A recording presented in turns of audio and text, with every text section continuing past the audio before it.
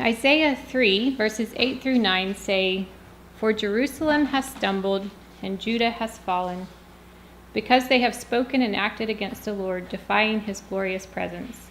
The look on their faces testifies against them, and like Sodom, they flaunt their sin. They do not conceal it. Woe to them, for they have brought evil on themselves."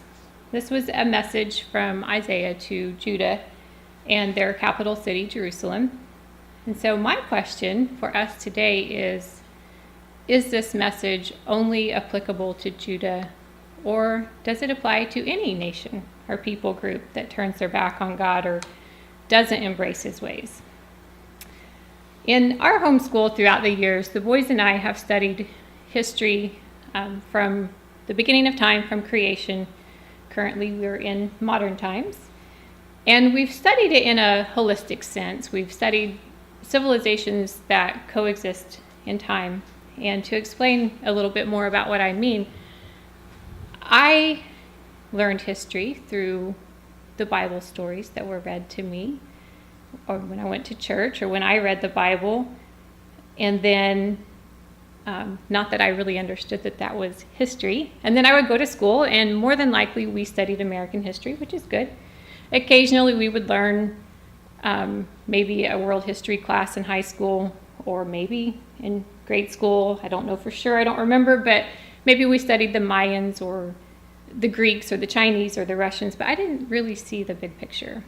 And so, for instance, I didn't know that when Joseph was being sold into slavery, the Shang dynasty in China was in full swing at that same time.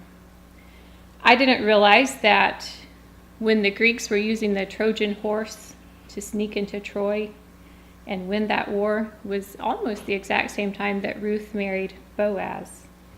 Or that when the first Olympic Games were being played, that Jonah was preaching in Nineveh. And so as we studied nations and people groups, we would look at them as a whole, and then we would kind of zoom in and look at individuals from those groups on a personal level. We would study their form of government, their religion, their culture, their traditions, kind of what made them tick. We came across atheists, agnostics, skeptics, dictators, tyrants.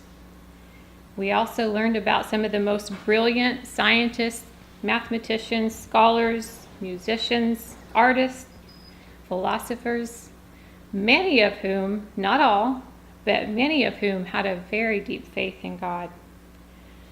In more modern times, we learned about Karl Marx and how he had a profession of faith as a youth, but in his young adulthood, influenced by those around him, he abandoned any faith he had for atheism.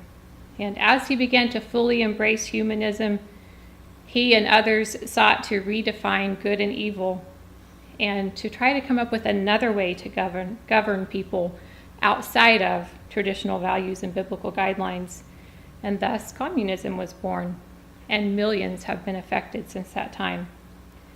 We took front row seats and watched the incongruent, miserable life of Adolf Hitler unfold, and watched in horror at the tragic outcome of his life and millions of others because of his choices.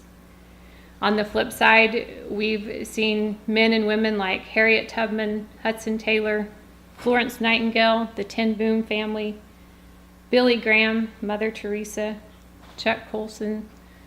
All of these people came to a place where they made a decision to let God use their lives. And their leadership, their courage, and their sacrifice is still affecting people today, and the outcome is very inspiring. And as a side note, as we studied the major religions of the world, we found that some of them, quite a few of them, were started with good intentions. even had some good principles to follow. But in every case except Christianity, I found that there was just something so lacking, so futile, so human, so disappointing, and so sad, because in the end, what it came down to was they were simply elevating human thought. So in a big sense, as we studied, by and large, we found that nations and people that honor God generally prosper. And civilizations that turn their back on God and his principles, you'll find oppression and every kind of evil. And the same was true in the personal lives of the people we studied. And that makes sense, right? Because the principles in the Bible are true whether it's for a people group or an individual. The more an individual or a nation follow God's laws of truth, the more you'll find freedom, self-governance, and prosperity. And that brings me to America. Have we always gotten it right? Nope. But the country we live in, the United States of America, has been one of the most free, prosperous nations in the world. And I know it sounds cliche, but it's really, really true. America was founded on biblical principles, and we learned that our founders, as they studied to decide what form of government would be the very best, they did read and study the works of people like John Locke and Montesquieu and Sir William Blackstone, and these were men who lived in the Enlightenment period in Europe, but they were men who, in spite of that, still had a deep faith in God and embraced biblical teachings. And woven throughout our founding documents, you will find the words God and Creator with a capital G, Supreme Judge, Providence mentioned, and his help is implored over and over again. Engraved on our buildings and our monuments are references to God. Our elected officials in this country take an oath that ends with, "So help me God." And God we trust has been engraved in our coins since 1864 and on our paper currency since 1957. Our Pledge of Allegiance says, "One nation under God." And if you can believe this, I found this rather shocking. In 1982, there was an article entitled "How the Bible Made America," published in the Newsweek magazine. And here's a quote from that article. It says, "For centuries, the Bible has exerted an unrivaled influence on America, American culture, politics, and social life. Now, historians are discovering that the Bible, perhaps even more than the Constitution, is our founding document." That was just 1982. However, I think for the past 3 or 4 decades, we've begun to see that references to God are being removed from the public arena, a purposeful turning away from God in many ways. And we're already starting to see the results of that. We see rapid moral decay.